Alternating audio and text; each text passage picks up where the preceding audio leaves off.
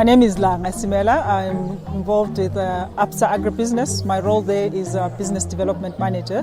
So it's basically trying to bring in your unconventional clients, so to speak, into the business, enable ourselves as ABSA to be able to finance the developing sector and obviously grow them until they're part of the bigger client, the commercial farmers.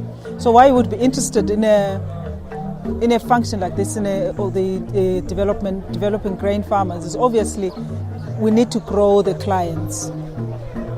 You start off in South Africa, if you've seen the demographics, you have your subsistence farmers, your smallholder farmers, and your budding commercial farmer through to the commercial farming. So Grain SA is already doing a good job with their program to participate in that and help that to happen, that growth from a smaller holder farmer up to commercial farmer if it's possible.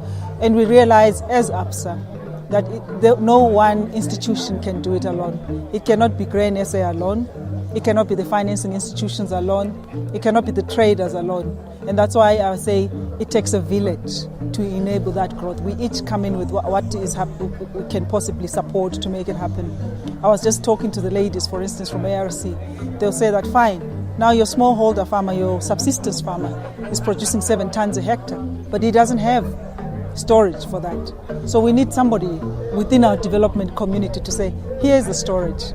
We need someone within the development community to come and enable accessing that grain into the mainstream markets. So we come in there aware that our role is financing. We enable the financing so that you can get the development, and it's for the good of the bigger sector.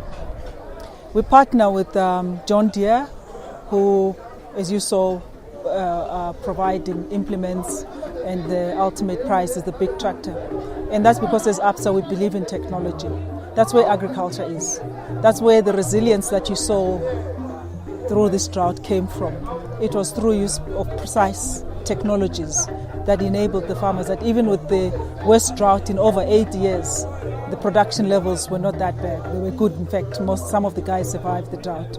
So that's why we would support the use of technology. And I'm glad to see that some of the farmers they're embracing the use of technology. Some of them, it was sad to see that they still use hand harvesting, grinding, and so on and so on.